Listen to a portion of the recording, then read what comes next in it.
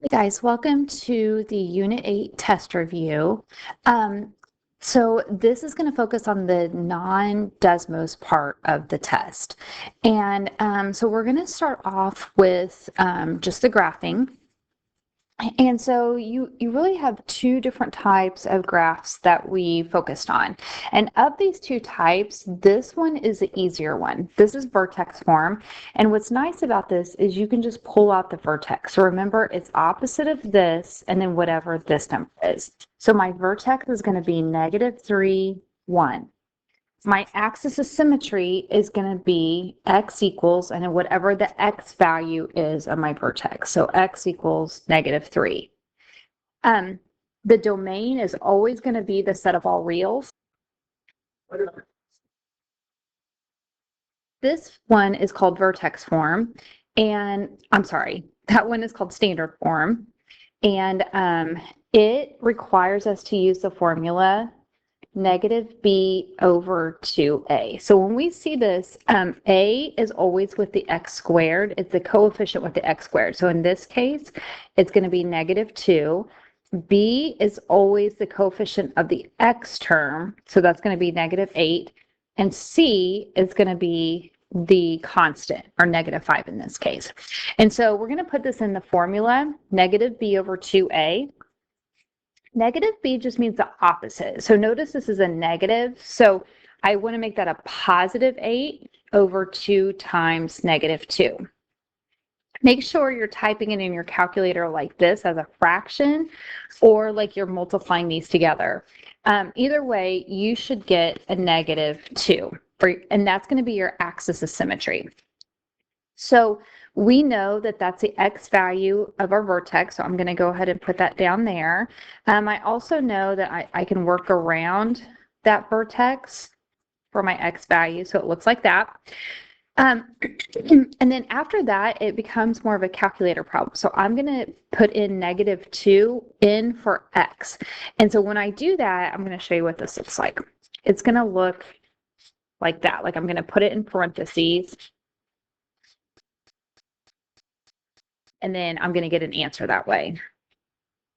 I'm going to do, find my y value, and then I'm going to fill out this chart. Okay, so I filled out the chart, and I finished up the vertex right here. Also the y-intercept, it's always when x is equal to 0. So I went ahead and just pulled that as well. Now I'm going to graph it so that it looks like this. So you can easily see that it's going down. Whenever it's going down, it's going to be y is less than or equal to, and then I'm going to take the y value of my vertex is 3. And what's going on is like every y value, that's as big as it goes, and then it just gets smaller from there. So that's why my range is y is less than or equal to 3. Okay, I'm going to go over to 2 now and kind of do the same thing. I'm going to fill out the table and go ahead and graph it. Okay, so I filled out the table. I went ahead and graphed it. Notice this one does not have a y-intercept, so I'm going to have to find it. So whenever you're trying to find the y-intercept, you're just going to plug in 0 for x every single time. Y-intercept, you plug in 0 for x, and I end up getting 0, 19. I also notice that this is going up, and so this is y is greater than or equal to, and then we're going to go up and find the y value of our vertex is 1. Okay, let's go ahead and talk about these two. So these are kind of weird. There's no x term. And so it kind of makes it a little bit difficult, but if you know what to do, it's a little bit easier. So remember, our a always goes with our x squared. So that's going to be 2. But since there's no x term, that's going to be our b as 0, and our c is -6. Don't forget that our c is also our y-intercept, like when it's in this form, not in this form. So I'm going to use that to help. If you don't have to know that, you can just plug it in your calculator and find out those values, but it's just really something nice to know. So when I plug it in the formula, -b over 2a, because that b is 0, it's going to be 0 over like 4. which ends up being 0. So the thing that I want you to come away with is whenever you do not have an x value, so if it just jumps from like x squared to a constant, your axis of symmetry is always going to be 0. This also means that your vertex is going to be 0 something, which, because it's 0 something, that is your y-intercept. So a lot of things start happening and falling in place. So just like I said before, we could simply just type in 0 here to find the y-intercept.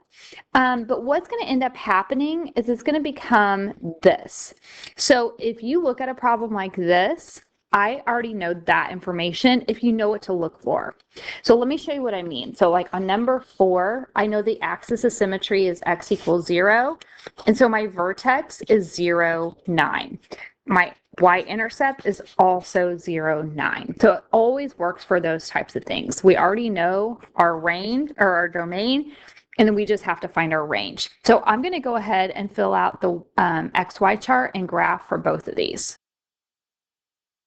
Okay, so again, I just used my calculator to come up with the values here, and then I just graphed the XY points. That's it. This one is going up, so my range is going to be y is greater than or equal to -6. And since this one is going down, my range is going to be y is less than or equal to 9. Okay, so what if we don't have a graph? What if I needed to find the vertex and the axis of symmetry? So it really, again, depends on the type of function that you have. So this is the easier of the two. So this is vertex form. So that means my vertex is -2, -2. It's always opposite of that. And so if that's my vertex, then my axis of symmetry is always going to be x equals, because it's a line that cuts the parabola in half, -2. Okay, let's do this again. This one, I'm going to have to use that formula, -b over 2a. So opposite of b, there's my b, so it's going to be 24 over 2 times 3. So 24 divided by 6, that is 4.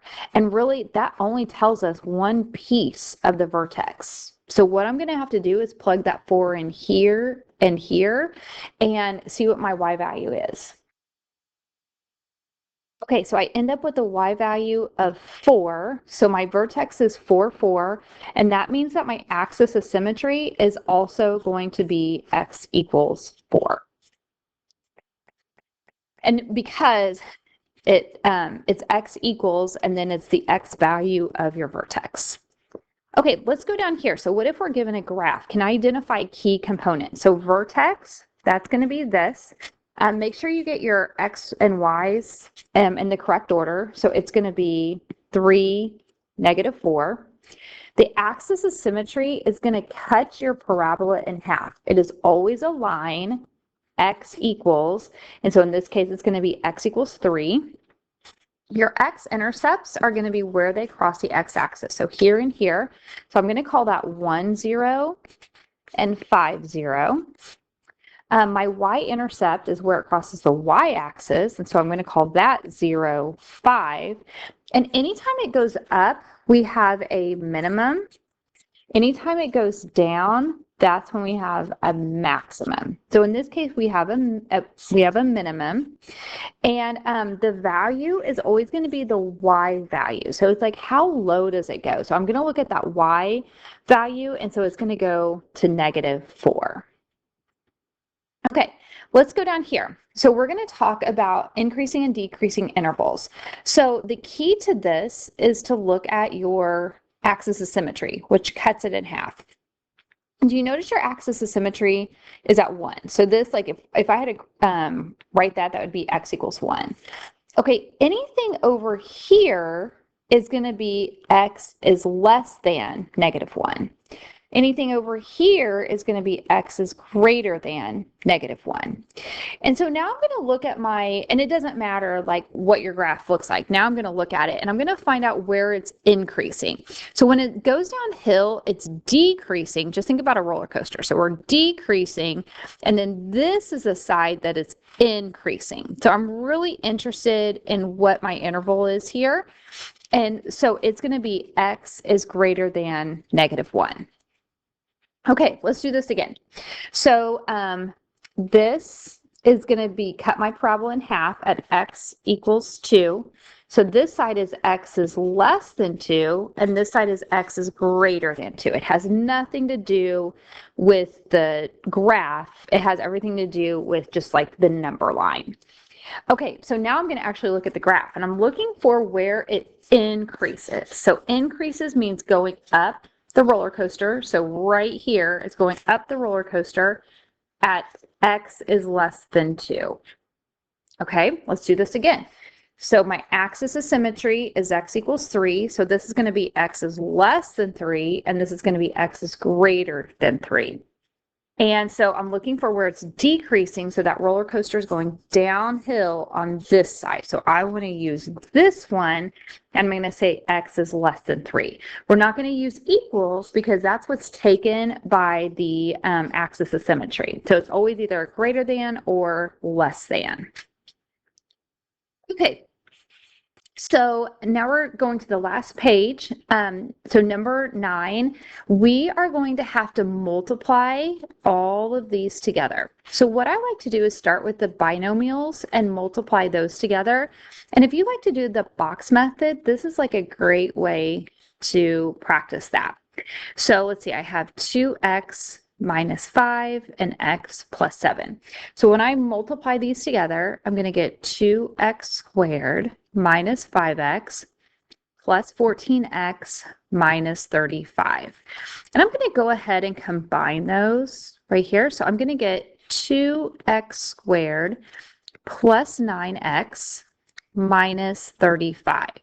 And then, so I've taken care of that, but I still need to incorporate this. So what I'm going to do is I'm going to distribute that to all of these. And basically when you're putting it in a standard form, that y is still going to be there. We're still calling it a function. We just need to clean it up for standard form. So when I distribute that -4, I'm going to have -8x squared minus 36x plus 140 for my answer.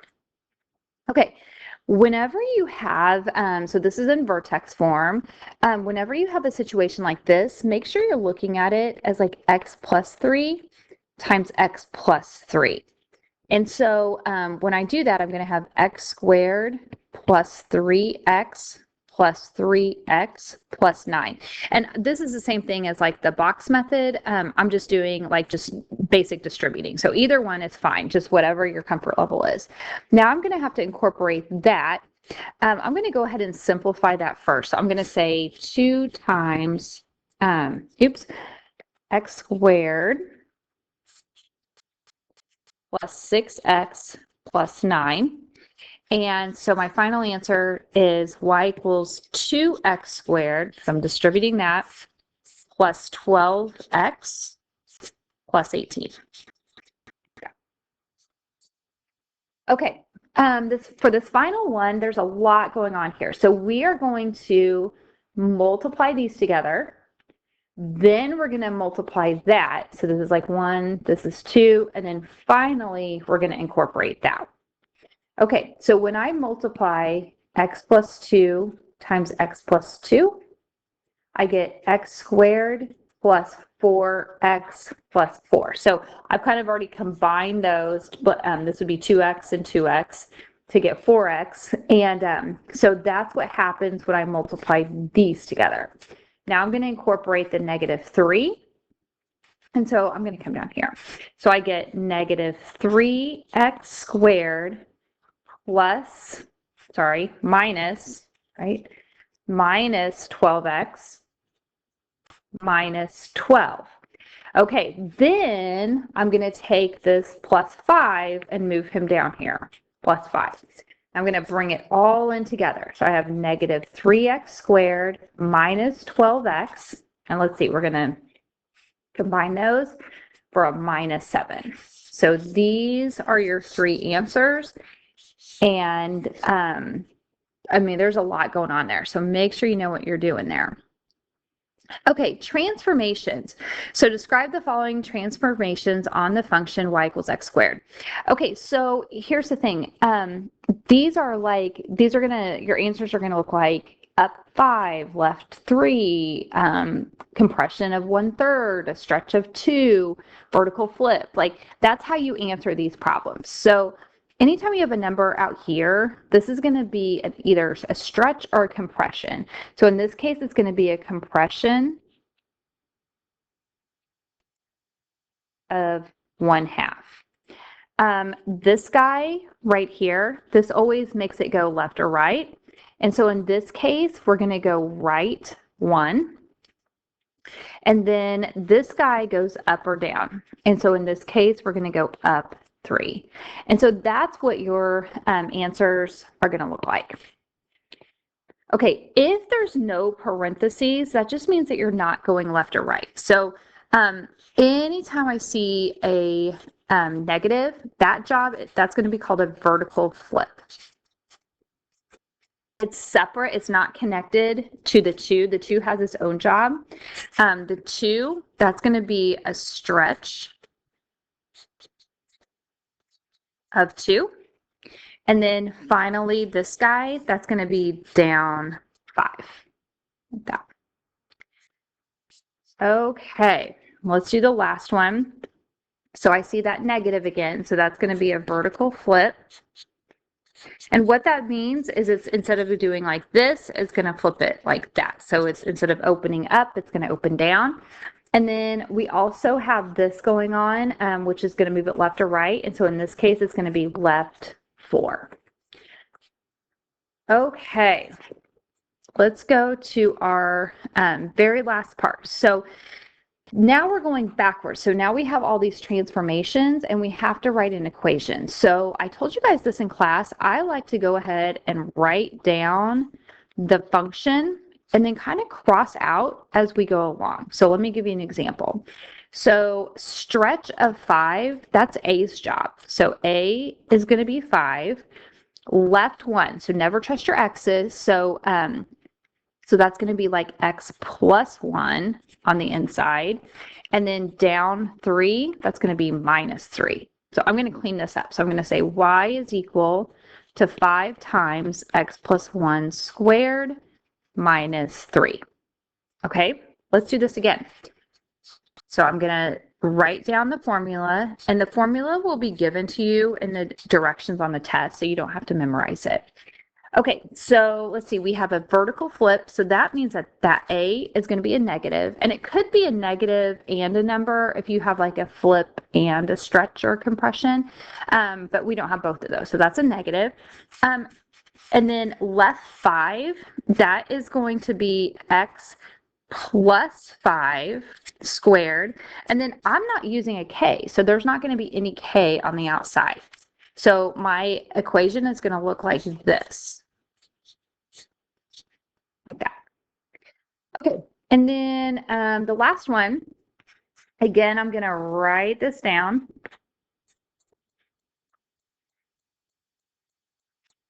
And I'm going to cross out what I know. Okay, compression of 1/3, that is A's job. And then down 1, okay, so that's going to be a minus 1. Notice that we are not using the H at all. So we're not shifting it left or right. If you're not using the H, there's no need for the parentheses. So in this case, if you're not shifting it left or right, you won't see parentheses. So it looks like that. And that is it.